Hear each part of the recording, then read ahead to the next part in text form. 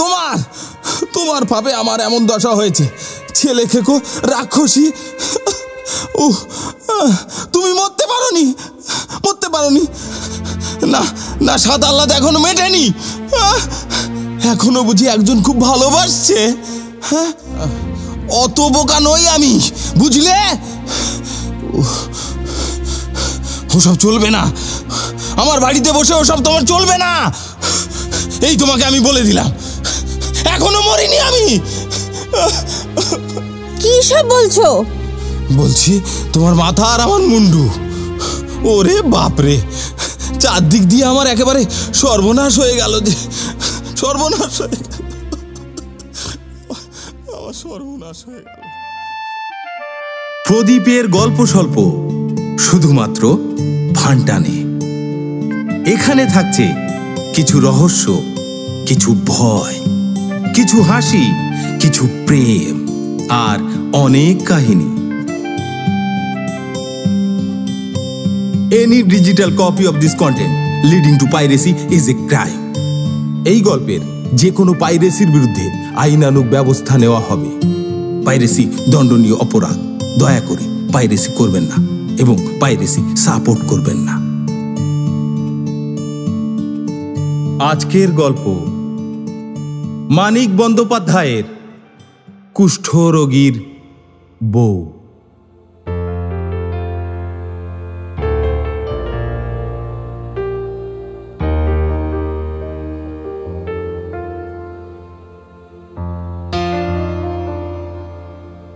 কোনো নৈসর্গিক কারণ থেকে কিনা ভগবান জানেন, মাঝে মাঝে মানুষের কথা আশ্চর্য রকম ফলিয়া যায়। সমবেত ইচ্ছা শক্তির মর্যাদা দিবার জন্য ভগবান বিনিদ্র রজনী যাপন করেন না। মানুষের মর্মাহত অভিশাপের অর্থ জ্বালাময় অক্ষমতা ঘোষণা করার অতিরিক্ত আর কিছুই নয়। তবু মাঝে মাঝে প্রতিফল ফলিয়া যায়, বিষাক্ত এবং ভীষণ। এ কথা কে না জানে যে পরের টাকা ঘরে আনার নাম অর্থোপার্জন, এবং এ কাজটা বড় স্কেলে করিতে পারার নাম বড় লোক হওয়া। পকেট হইতে চুপি চুপি হারাইয়া গিয়া যেটি পথের ধারে আবর্জনার তলে আত্মগোপন করিয়া থাকে, সেটি ছাড়া নারীর মতো মালিকহীন টাকাও পৃথিবীতে নাই। কম এবং বেশি অর্থোপার্জনের উপায় তাই একেবারে নির্ধারিত হইয়া থাকে। কপালের ঘাম আর মস্তিষ্কের শয়তানি। কারো ক্ষতি না করিয়া জগতে নিরীহ হইয়া বাঁচিতে চাও? কপালের 500 ফোঁটা ঘামের বিনিময়ে একটি মুদ্রা উপার্জন করো, সকলে পিঠ চাপড়াইয়া আশীর্বাদ করিবে।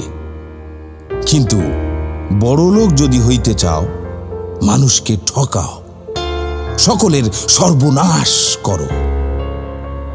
তোমার জন্মগ্রহণের আগে পৃথিবীতে সমস্ত টাকা মানুষ নিজেদের মধ্যে ভাগ করিয়া দখল করিয়া আছে।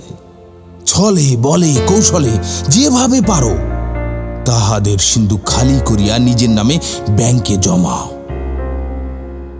মানুষ পায়ে ধরিয়া কাঁদিতে কাঁদিতে অভিশাপ দিবে। ধনী হওয়ার এছাড়া দ্বিতীয় পন্থা নাই। সুতরাং বলিতে হয়, যতীনের বাবা অনন্যপায় হইয়াই অনেকগুলি মানুষের সর্বনাশ করিয়া কিছু টাকা করিয়াছিল। সকলের উপকার করিয়া টাকা করিবার উপায় থাকিলে এমন কাজ সে কখনো করিত না।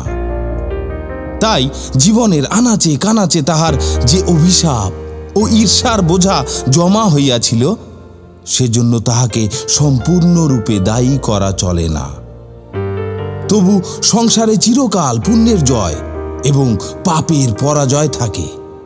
এই কথা প্রমাণ করিবার জন্যই যেন বাপের জমা করা টাকাগুলি হাতে পাইয়া ভালো করিয়া ভোগ করিতে পারার আগেই মাত্র 28 বছর বয়সে যতীনের হাতে কুষ্ঠরোগের আবির্ভাব ঘটিল।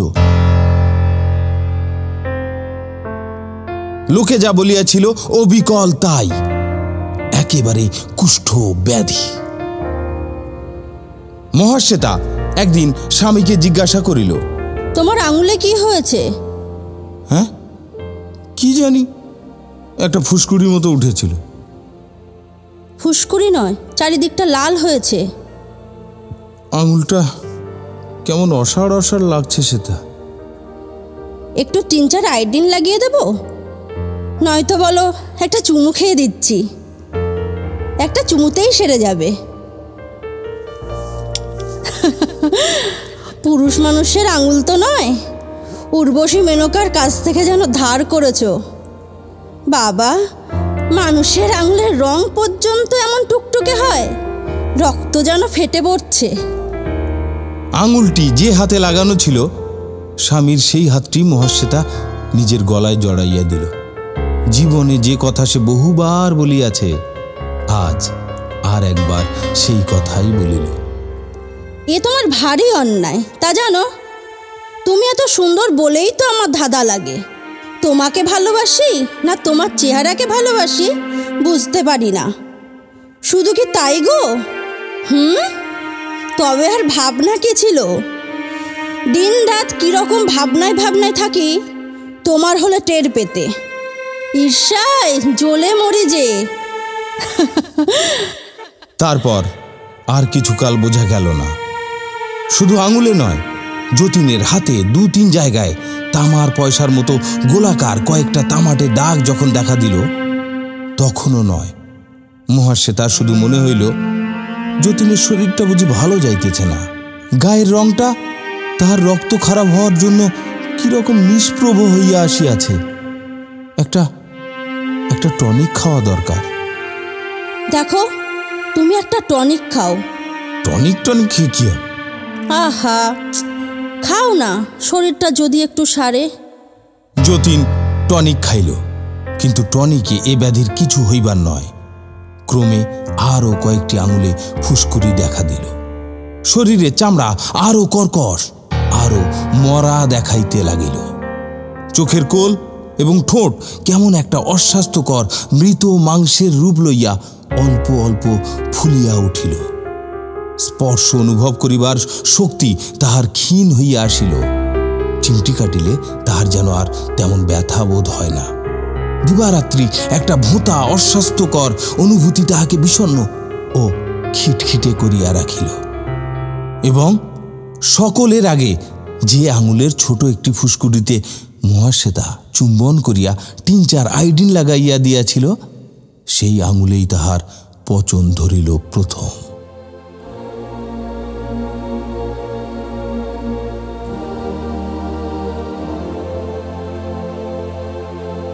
$16 ভিজিটের ডাক্তার বলিলেন, আপনাকে বলতে সংকোচ বোধ করছি, আপনার কুষ্ঠ হয়েছে।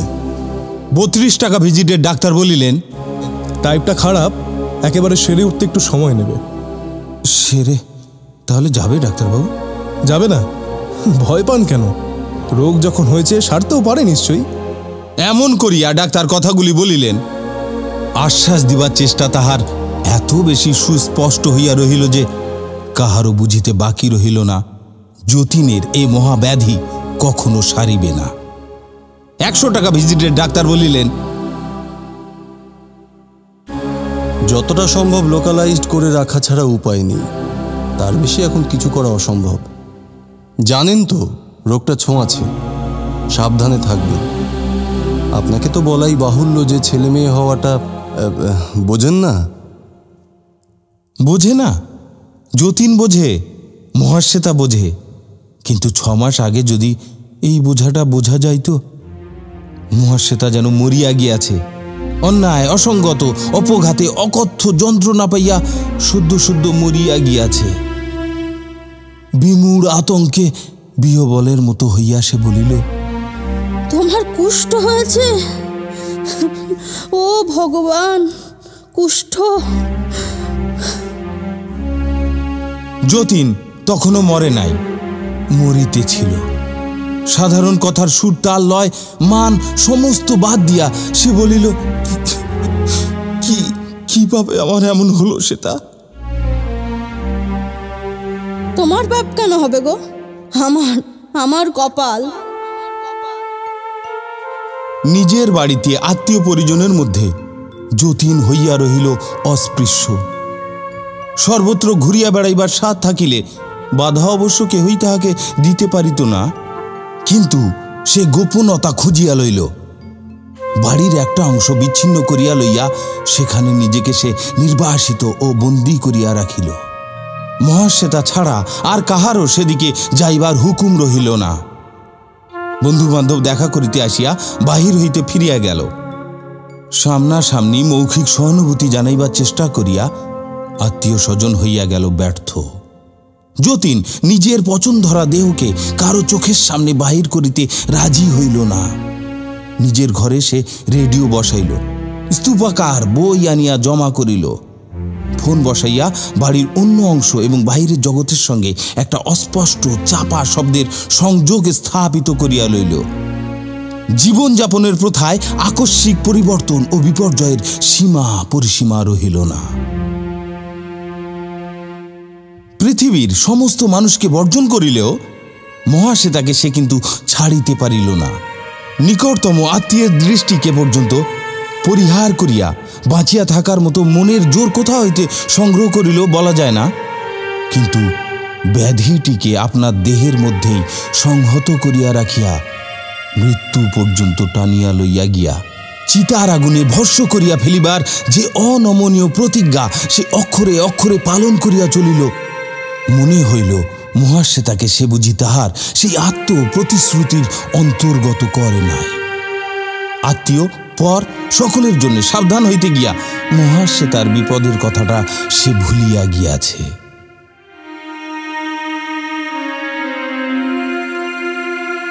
জীবনটা এতকাল ভাগাভাগি করিয়া আসিয়াছে বলিয়া দেহের এই কদর্য রোগের ভাগটাও মহাশ্বেতাকে যদি আজ গ্রহণ করিতে হয়, তাহার যেন কিছুই বলিবার নাই। স্ত্রীকে সে সর্বদা কাছে ডাকে, সব সময় কাছে রাখিতে চেষ্টা করে। কাছে বসিয়া মহাশ্বেতা তার সঙ্গে কথা বলুক, তাকে বই পড়িয়া শোনাক, রেডিওতে ভালো একটা গান বাজিতেছে, পাশাপাশি বসিয়া গানটা না শুনিলে একা যতীনের শুনিতে ভালো লাগে না। ফোনে সে কার সঙ্গে কথা বলিবে নম্বরটা খুঁজিয়া বাহির করিয়া কানেকশন লইয়া রিসিভারটা মহাশ্বেতা তাহার হাতে তুলিয়া দিক। আর তা না হয়তো সে শুধু কাছে বসিয়া থাক, যতীন তাহাকে দেখিবে। মহাশ্বেতা এসব করে খানিকটা কল বনিয়া যাওয়া মানুষের মতো যতীনের নবজাগ্রত সমস্ত খেয়ালের কাছে সে আত্মসমর্পণ করিয়াছে। যতীন যা বলে নির্বিকার চিত্তে সে তাহাই পালন করিয়া যায়। যতীনের ইচ্ছাকে কখনো সংশোধিত অথবা পরিবর্তিত করিবার চেষ্টা করে না। তাহার নিরবচ্ছিন্ন স্বামীর কথা শুনিয়া চলিবার রকম দেখিলে বুঝিতে পারা যায় না তাহার নিজেরও স্নানাহারের প্রয়োজন আছে, সুস্থ মানুষের সঙ্গলাভের প্রয়োজন আছে, কিছুক্ষণ আপন মনে একা থাকিবার প্রয়োজন আছে। যতীন খেয়াল করিয়া ছুটি দিলে সে খাইতে যায়, যতীন মনে করিয়া দিলে বিকালে তাহার একটু বাগানে বেড়ানো হয়। তা না হইলে নিজের কথা একেবারে ভুলিয়া গিয়া যতীনের পরিবর্তনশীল ইচ্ছাকে সে অক্লান্ত তৎপরতার সহিত তৃপ্ত করিয়া চলে, অথচ যাচিয়া সে কিছুই করে না।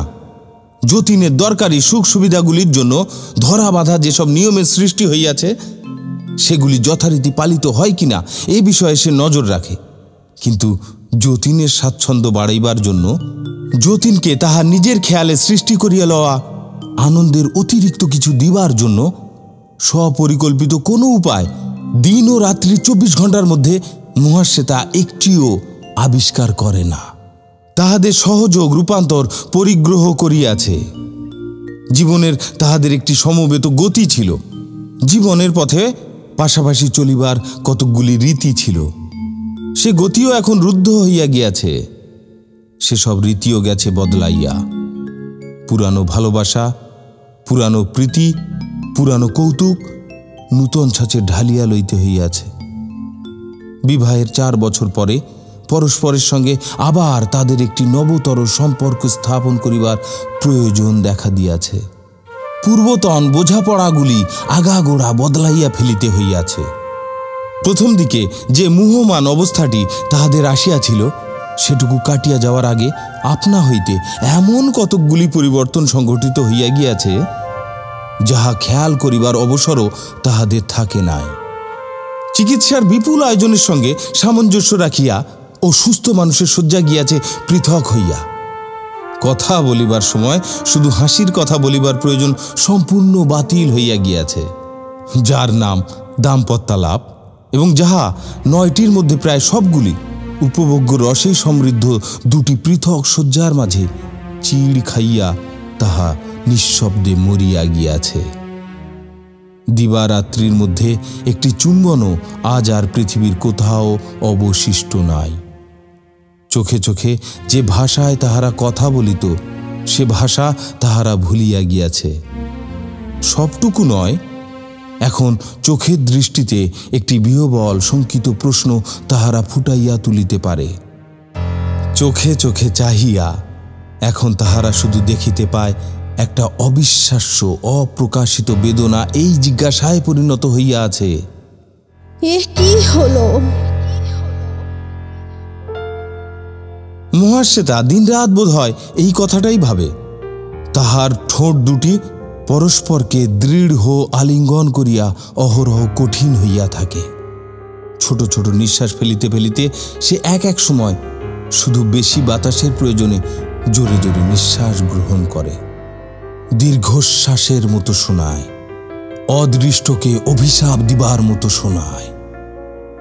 যতীন অনুযোগ করিয়া বলে, দিনরাত তুমি অমন করো কেন? কেমন করি? কিছু করি না তো। এমনিতেই আমি মরে আছি, তারপর তুমিও যদি আমার মনে কষ্ট দাও। যতীন ভুলিয়া যায়। ভুলিয়া গিয়া সে মহাশ্বেতার হাত চাপিয়া ধরে। প্রথম দিকে তাহার ঘায়ে ব্যান্ডেজ বাঁধা হইত, আজকাল আলো ও বাতাস লাগাইবার জন্য খুলিয়া রাখা হয়। ডাক্তার দিনে 5-6 বার ধুইয়া যতক্ষণ সম্ভব রোদে ঘাগুলি মেলিয়া রাখিবার ব্যবস্থা দিয়াছেন। ব্যান্ডেজ শুধু রাত্রির জন্য। মহাশ্বেতা তাহার 3টা চামড়া তোলা ফাটিয়া যাওয়া আঙুলের দিকে চাহিয়া থাকে। আঙুলগুলি তাহার হাতে লাগিয়া আছে বলিয়া বারেকের জন্যও সে শিহরিয়া ওঠে না। মনে হয় যতীন অনুরোধ করিলে তাহার হাতে কনুইয়ের অল্প নিচে টাকার মতো চওড়া যে ক্ষতটি ছোট ছোট রক্তাভ গোটায় উর্বর হইয়া আছে, মহাশ্বেতা সেখানে চুম্বন করিতে পারে। যতীন হাত সরাইয়া লয়, রাগ করিয়া বলে, তুমি তুমি আমায় ঘেন্না করছো শ্বেতা? কখন আবার ঘেন্না করলাম? তবে অমন করে তাকাও কেন? কেমন করে তাকাই?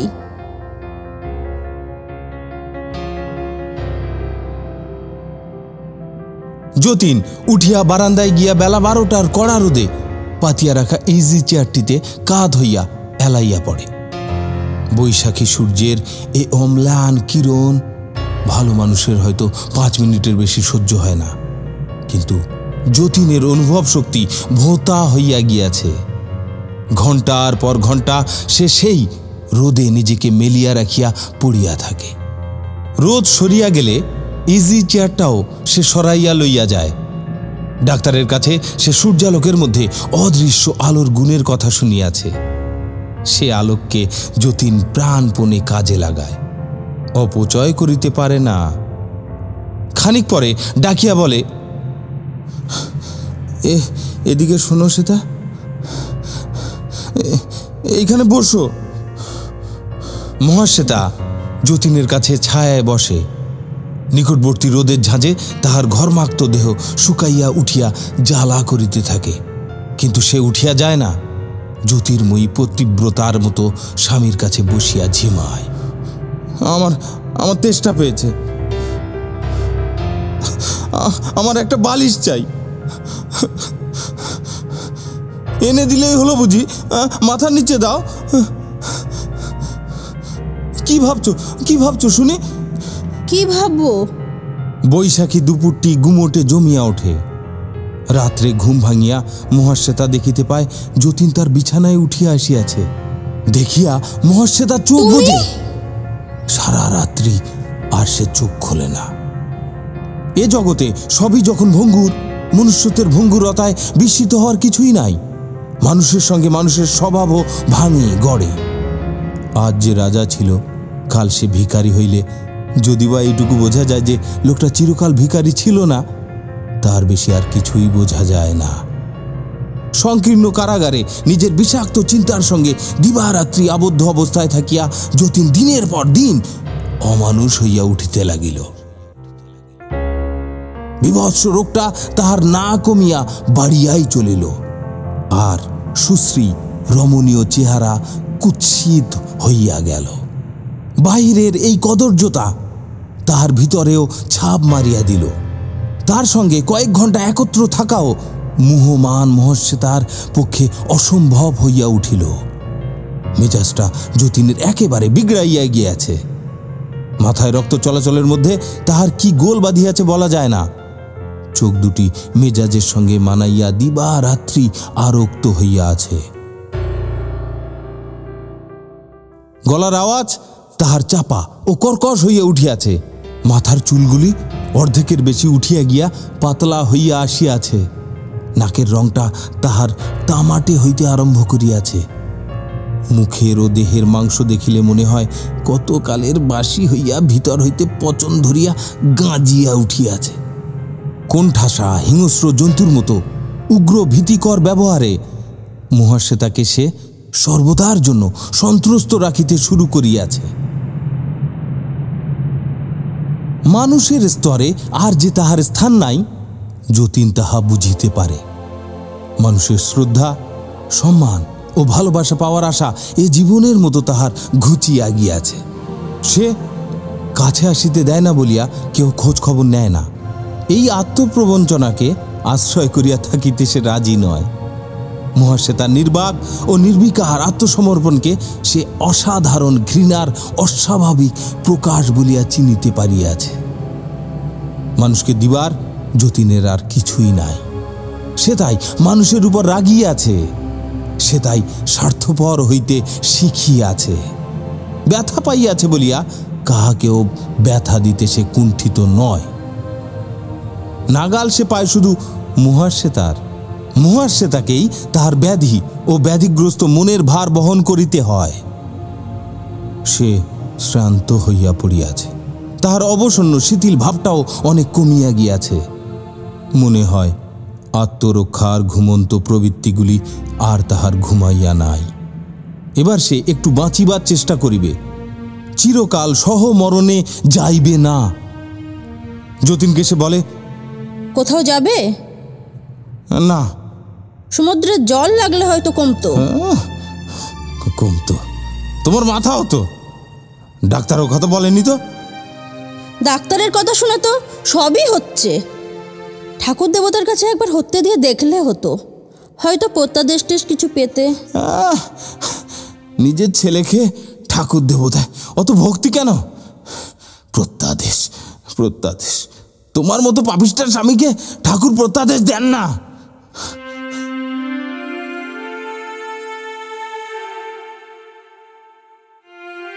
ব্যাপারটা মাসখানেকের পুরানো। যতীন ঘটনাটির সংক্ষিপ্ত ইতিহাস শুনিয়াছে, কিন্তু দৈব দুর্ঘটনায় সে বিশ্বাস করে নাই। মহাশ্বেতাকে সন্দেহ করিয়াছে। সন্দেহটা মনে মনে নাড়াচাড়া করিতে করিতে নিজের তাহাতে প্রত্যয় জন্মাইয়াছে এবং উগ্র উত্তেজনায় একটা পুরা দিন পাগল হইয়া থাকিয়াছে। মহাশ্বেতা কিছু প্রকাশ করে না। জেরা জবাবে এমন সব কথা বলে যে যতীন বিশ্বাস করিতে পারে না। জোড়াতালি দিবার চেষ্টাটা তাহার ধরা পড়িয়া যায়। তাছাড়া মহাশ্বেতা এমন ভাব দেখায় যেন এটা সম্পূর্ণভাবে তাহারই ব্যক্তিগত জীবনের ঘটনা। এমনও যদি হয় যে এ ব্যাপারে তাহার হাত ছিল, দৈবের চেয়ে সেই বেশি দায়ী বলিবার অধিকার যতীনের নাই। সে তাহার জীবনের সঙ্গে সম্পর্কহীন অপ্রাসঙ্গিক আলোচনা তুলিয়া অনর্থক উদ্বিগ্ন হইতেছে। মহাশ্বেতার কপালে দুঃখ ছিল, সব দিক দিয়া বঞ্চিত হওয়ার বিধিলিপি ছিল। সে দুঃখ পাইয়াছে, বঞ্চিত হইয়াছে। যতীনের কি? হ্যাঁ, সে কেন ব্যস্ত হয়? তার স্বামী বলিয়া যতীন দেবতার প্রত্যাদেশও পাইবে না, এ কথাটা মহাশ্বেতার সহ্য হয় না। সে বলে, ছেলে ছেলে করে তো মরছ, গুনে জেনেছ ছেলে? উফ, ছেলে নয়, ওরা যে বললো ছেলে। আমার চেয়ে ওরা বেশি জানে। যতীন তখন আর কিছু বলে না, চুপচাপ ভাবিতে থাকে। পরদিন দুপুরে যতীনের রোদটুকু হরণ করিয়া আকাশ ভরিয়া মেঘ জমিলে মহাশ্বেতাকে কাছে, খুব কাছে আহ্বান করে। বাইরে ব্যাকুল বর্ষণ শুরু হইলে হঠাৎ সে বহুদিনের ভুলিয়া যাওয়া অভিমানের সুরে বলে, মেয়ের বুঝি দাম নেই? তুমি এখনো সে কথা ভাবছো? কি কি কি করেছিলে? হ্যাঁ, গলা টিপে তুমি তাকে মারতে পারোনি সেটা? হ্যাঁ, না না, তাও পেরেছিলে। আবল তাবল কথার কত জবাব দেব? যা বোঝো না তাই নিয়ে কেবল বক বক করবে। বেঁচে থাকলে কত দুঃখ পেত ভেবে আমি মন ঠান্ডা করেছি। তুমি পারো না? কি কি বৃষ্টিটাই নামলো, দেখি একটু। মহাশ্বেতা উঠিয়া গিয়া জানালায় দাঁড়ায়। বাহিরে অবিশ্রান্ত জল পড়ে, আর ঘরে যতীন অবিরত গাল দেয়। মহাশ্বেতার চোখ দিয়া বর্ষা দেখে, আর কান দিয়া স্বামীর কথা শোনে। যতীন যখন বলিতে থাকে যে এই কাজ যে মেয়ে মানুষ করিতে পারে, সে যে আর কোনো অন্যায় করিতে পারে না, এ কথা স্বয়ং ভগবান বলিলেও সে বিশ্বাস করিবে না, তখন মহাশ্বেতা একটু হাসে। একদিন তাহাদের এই কথোপকথন হইয়াছিল, কি কিভাবে আমার এমন হলো সেটা? তোমার পাপ কেন হবে গো? আমার কপাল। আজ কথা বলিবার ধারা উল্টিয়া গিয়াছে। যতীন আজ প্রাণপণে চাচাইয়া বলে, তোমার তোমার পাপে আমার এমন দশা হয়েছে। ছেলে খেকো রাক্ষসী, ও তুমি মরতে পারোনি। না না, সাদা আহ্লাদ এখনো মেটেনি। এখনো বুঝি একজন খুব ভালোবাসছে? এই সন্দেহটা এখন যতীনের আক্রমণ করার প্রধান অস্ত্র দাঁড়াইয়া গিয়াছে। মহাশ্বেতার মুখ দেখিলে কারো এ কথা মনে হওয়া উচিত নয় যে সে সুখে আছে। যতীনের দেখিবার ভঙ্গি ভিন্ন। মহাশ্বেতার মুখের ম্লানিমা তার চোখে রূপৈশ্বর্যের মতো লাগে। ওর চোখের ফাঁকা দৃষ্টি যে আজকাল শান্তিতে স্তিমিত হইয়া গিয়াছে, সেটা তার মনে হয় পরিতৃপ্তি। ওর পরিষ্কার পরিচ্ছন্ন থাকাটা যতীনের কাছে হইয়া উঠিয়াছে সাজসজ্জা। তার দৃষ্টির আড়ালে ওর নেপথ্য জীবনটির পরিসর বাড়াইয়া তোলা যতীনের কাছে গভীর সন্দেহের ব্যাপারে দাঁড়াইয়া গিয়াছে। তাকে একা ফেলিয়া সমস্ত দুপুরটা সে কাটায় কোথায়? অন্য ঘরে বিশ্রাম করে না। বিশ্রামের জন্য অন্য ঘরেরই যদি প্রয়োজন, যতীনের পাশের ঘরখানা কি দোষ করিয়াছে? হ্যাঁ, নির্জন দুপুরে নিচের তলায় কোনার একটা ঘর ছাড়া ওর বিশ্রাম করা হয় না? বাহির হইতে যে ঘরে সকলের অগোচরে মানুষ আসা যাওয়া করিতে পারে, অত বোকা নই আমি, বুঝলে? ওসব চলবে না। আমার বাড়িতে বসে ওসব তোমার চলবে না। এই তোমাকে আমি বলে দিলাম, এখনো মরিনি আমি। কি সব বলছো? বলছি তোমার মাথা আর আমার মুন্ডু। ওরে বাপরে, চারদিক দিয়ে আমার একেবারে সর্বনাশ হয়ে গেল। যে সর্বনাশ হয়ে গেল, আমার সর্বনাশ হয়ে গেল। মহাশ্বেতা ছবির মতো দাঁড়াইয়া থাকিয়া তাহার বিকৃত ক্রন্দন চাহিয়া দেখে। যতীনের আকুলতা যত তীব্র হইয়া ওঠে, সে যেন ততই শান্ত হইয়া যায়। ধীরে ধীরে সন্তর্পণে তাহার চোখে পলক পড়ে। ঘরের দেওয়ালে ঝাপসা ছবিগুলি মন্থর গতিতে তাহার চারিদিকে পাক খায়। বাহিরের শব্দগুলি তাহার কানে আসিয়া বাজিতে থাকে। সে একটু করিয়া তাহা অনুভব করে। তাহার মনে হয় কে যেন কোথায় কাঁদিতেছে। পাগলামি মহাশ্বেতারও আসিয়াছে বই কি, তাহা অপরিহার্য। সাধারণ অবস্থায় মানুষ যাহা করে না, সেসব করার নাম পাগলামি। সাধারণ অবস্থা অতিক্রম করিয়া গিয়াছে যাহার জীবন, ওসব তাহাকে করিতে হয়। মস্তিষ্কের কতকগুলি অভিনব অভ্যাস জন্মিয়া যায়। বন্ধুকে কারো মনে হয় শত্রু, প্রিয়কে কারো মনে হয় অপ্রিয়, জীবনকে কারো মনে হয় সীমোত্তোলিত কৌতুক। দুঃখ দেখিলে কেহ কাঁদিয়াই মরিয়া যায়। কেহ উদাস দৃষ্টিতে চাহিয়া ভাবে বিকালে চা পান করা হয় নাই বলিয়া মাথাটা ঝিমঝিম করিতেছে। আকাশে কি আশ্চর্য একটা পাখি উড়িয়া গেল। মহাশ্বেতা রাত্রে এ ঘরে থাকে না, পাশের ঘরে সে বিছানা পাতে। যতীন প্রশ্ন করে, এই তুমি অন্য ঘরে শোবে কেন? হ্যাঁ, শোনো। সে মুখে কিছু বলে না, ঘরে ঢুকিয়া খিল তুলিয়া দিয়া সমস্ত রাত্রি জবাবটা সুস্পষ্ট করিয়া রাখে। যতীন রুদ্ধ দরজার সামনে দাঁড়াইয়া বলে, এই তুমি অন্য ঘরে শোবে কেন? হ্যাঁ, শোনো, রিভলভারে গুলি ভরে রাখলাম, আজ সকালে ঘর থেকে বেরোলেই তোমাকে গুলি করব। এ অপমান সহ্য হয় না সেটা। তুমি তুমি আমাকে এমন করে ঘৃণা করবে? এ ঘরে নিঃসঙ্গ পরিত্যক্ত যতীন জাগিয়া থাকে। ও ঘরে মহাশ্বেতা শূন্য বিছানায় নিস্পন্দ অনুসন্ধানে জীবনের অবলম্বন খোঁজে। কত কথা সে ভাবিবার চেষ্টা করে, কিন্তু ভাবিতে পারে না, সব গোলমাল হইয়া যায়। কুমারী জীবনের স্মৃতি একটা অচিন্তনীয় অনুভূতির মতো মস্তিষ্কের বাহিরে বাহিরে ঘুরিয়া বেড়ায়।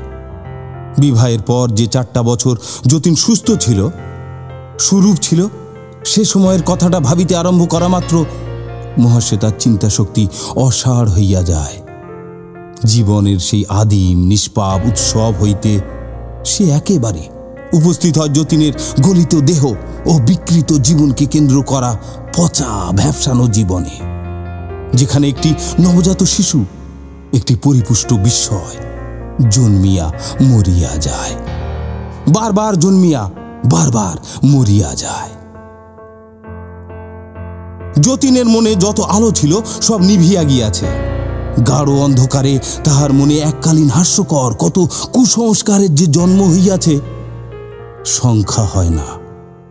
কয়েকদিন ভাবিয়াই প্রত্যাদেশে তাহার অক্ষুণ্ণ বিশ্বাস জন্মিয়া গিয়াছে। দেবতা একদিন যার কাছে ছিল অলস কল্পনা, ধর্ম ছিল বার্ধক্যের ক্ষতিপূরণ, জ্ঞান ছিল অনমনীয় যুক্তি, আজ সে আশা করিতে আরম্ভ করিয়াছে দেবতার যদি দয়া হয়, হয়তো আবার সুস্থ হইয়া ওঠার পথ দেবতাই তাহাকে বলিয়া দিবেন। কিন্তু কোন দেবতা? তারকেশ্বর, বৈদ্যনাথ, কামাখ্যা? কোথায় তাহার প্রত্যাদেশ আসিবে? যতীন নিজে ভাবিয়া ঠিক করিতে পারে না। মহাশ্বেতাকে সে পরামর্শ করিতে ডাকে। সেটা কোথায় গিয়ে হতে দেওয়া ভালো বলো তো? সেটা কামাখ্যায় যাও। হ্যাঁ, আমি যাব? এই অবস্থায় আমি কি করে যাব? কে যাবে তবে? কেন, তুমি যাবে? স্বামীর অসুখ হলে স্ত্রীকেই তো হতে দেয়, প্রত্যাদেশ নিয়ে আসে। আমি গেলে প্রত্যাদেশ পাবো না। ঠাকুর দেবতার আমার বিশ্বাস নেই। বিশ্বাস নেই? এক ফোঁটাও নয়। হতে দেওয়ার কথা ভাবলে আমার হাসি আসে। ও তা পাবে না? হাসি তো পাবেই। হাসি নিয়ে যে মেতে আছো। এদিকে স্বামী মরছে, ওদিকে আরেকজনের সঙ্গে হাসির হররা চলছে। আমি কিছু বুঝি না ভেবেছ? কার সঙ্গে হাসির হররা চলছে? তাই যদি জানবো, তুমি তবে এখনো এ বাড়িতে আছো কি করে? ভেবো না, তোমারও হবে, আমার চেয়ে আরো ভয়ানক হবে। এত পাপ কারো সয় না। হিংস্র ক্রোধের বশে যতীন আঙুলের ক্ষতগুলি মহাশ্বেতার হাতে জোর করিয়া ঘষিয়া দেয়। আগুন ধরানোর মতো সংক্রামক ব্যাধিটাকে সে যেন মহাশ্বেতার দেহে চালান করিয়া দিয়াছে। এমনি একটা উগ্র আনন্দে অভিভূত হইয়া বলে, ধরল বলে, তোমাকেও ধরল বলে, আমাকে ঘৃণা করার শাস্তি তোমার জুটলো বলে। আর দেরি নাই। এই অভিশাপ দেওয়ার পর মহাশ্বেতা যতীনকে একরকম ত্যাগ করিল। সেবা সে প্রায় বন্ধ করিয়া আনিয়াছিল। এবার কাছে আসাও কমাইয়া দিল। সকালে একবার যদি কিছুক্ষণের জন্য আসিয়া যতীনকে সে দেখিয়া যায়, সারা দিন আর তাহার দেখা মেলে না। রাত্রে শোয়ার আগে একবার শুধু উঁকি দিয়া যায়, মুহূর্তের জন্য, পরিহাসের মতো। যতীন খেপিয়া উঠিয়া মহাশ্বেতাকে শেষ পর্যন্ত বাড়ি হইতেই তাড়াইয়া দিত কিনা বলা যায় না, কিন্তু কয়েকদিনের মধ্যে সে নিজেই প্রত্যাদেশ আনিতে কামাখ্যায় চলিয়া গেল। যতীনের পীড়াপিড়িতে, ক্রুদ্ধ আদেশ ও সকরুণ মিনতিতে মহাশ্বেতা সঙ্গে যাইতে রাজি হইয়াছিল, কিন্তু যাত্রা করার সময় তাহাকে বাড়িতে পাওয়া গেল না। যতীনের এক পিসি বলিল, মহাশ্বেতা কালীঘাটে গিয়াছে। যতীনের চাকরকে সঙ্গে করিয়া যতীনের মোটরে এই খানিক আগে মহাশ্বেতা কালীঘাটে চলিয়া গিয়াছে। গোড়াপত্তন কালীঘাটেই হইয়াছিল। মহাশ্বেতা যে যতীনকে বলিয়াছিল ঠাকুর দেবতায় সে বিশ্বাস করে না, এ কথাটা তাহার সত্য নয়। সত্য হইলে যতীনের কামাখ্যা যাওয়ার দিন অত টাকা খরচ করিয়া সে পূজা দিত না, এক থালা পয়সা ভিখারীদের বিতরণ করিত না। এ কাজটা মহাশ্বেতা নিজেই করিয়াছিল। মন্দিরে ঢুকিবার পথে দুদিকে সারি দিয়া ভিখারি বসিয়াছিল। চাকর আর মোটর চালকের হাতে পয়সার ধামাটা তুলিয়া দিয়া আগে আগে চলিতে চলিতে মহাশ্বেতা দুদিকে মুঠা মুঠা পয়সা বিলাইতেছিল। সে হইয়াছিল এক মহা সমারোহের ব্যাপার। শুধু ভিখারি নয়, ভিক্ষা দেওয়া দেখিতে রাস্তায় লোক জমা হইয়া গিয়াছিল অনেক। ভিখারীদের মধ্যে কুষ্ঠরোগীও ছিল বই কি।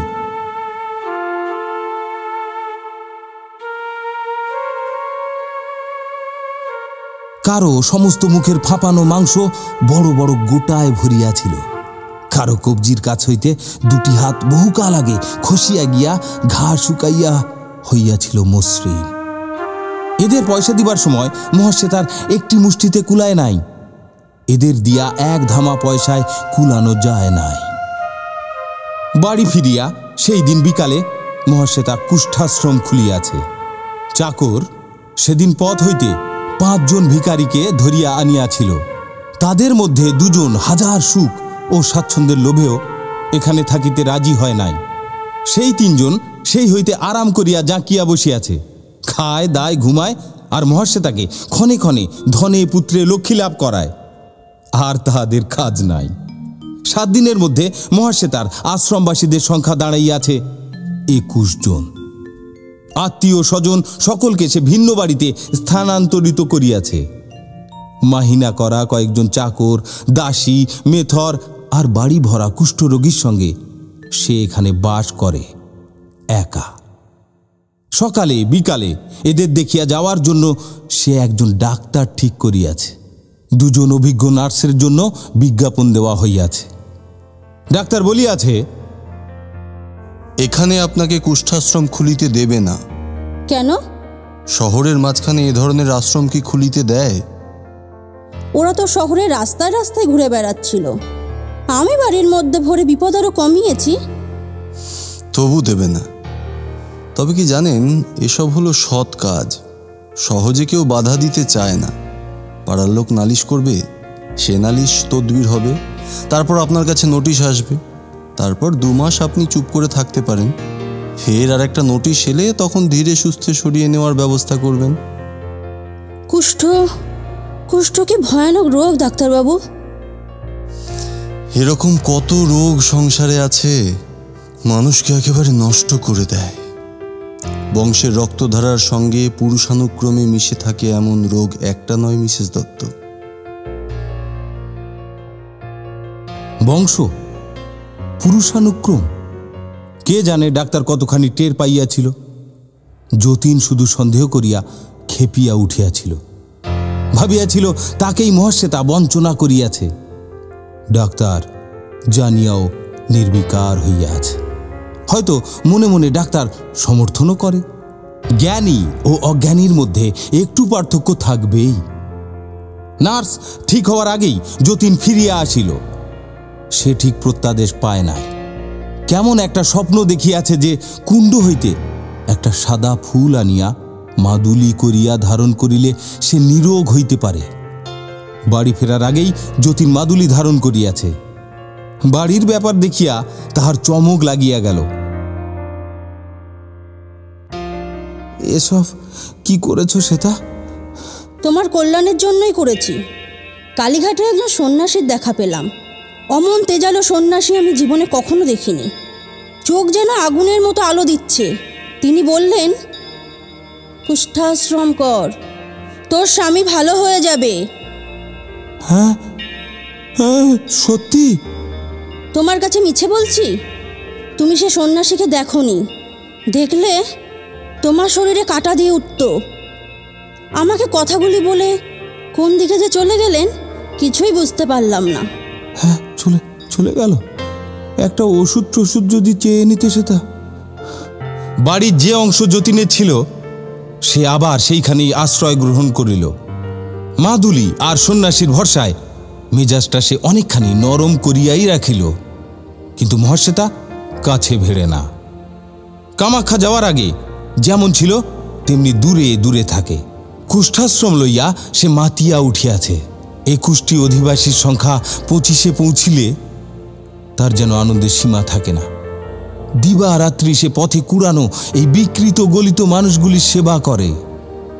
মায়ের মতো তাহার মমতা, মায়ের মতো তাহার সেবা। এই 25টি অসুস্থ পচা পাঁজর দিয়া যেন তাহার বুক তৈরি হইয়াছে। তার হৃদয়ের সবটুকু উষ্ণতা ওরা পায়। যতীন একদিন কাঁদো কাঁদো হইয়া বলিল, তুমি খালি ওদের সেবা করো শ্বেতা, আমার দিকে তাকিয়েও দেখো না। মহাশ্বেতা ঘাড় হেট করিয়া দাঁড়াইয়া রহিল, কিছু বলিতে পারিল না। সুস্থ স্বামীকে একদিন সে ভালোবাসিত, ঘৃণা করিত পথের কুষ্ঠ রোগীদের। স্বামীকে আজ সে তাই ঘৃণা করে, পথের কুষ্ঠ রোগাক্রান্তগুলিকে ভালোবাসে।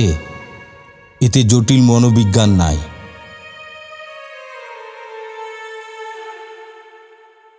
সহজ যুক্তির অনায়াসবদ্ধ কথা। মহাশ্বেতা দেবী তো নয়, সে শুধু কুষ্ঠরোগীর বউ।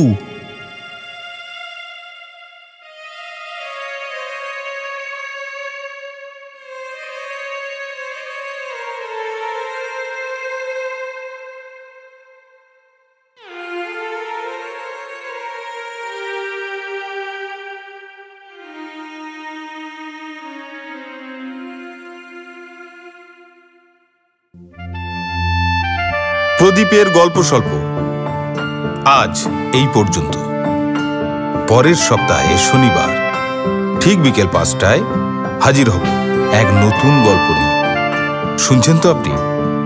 অন্যকে শোনানোর জন্য like, share and subscribe my channel ফান্টান।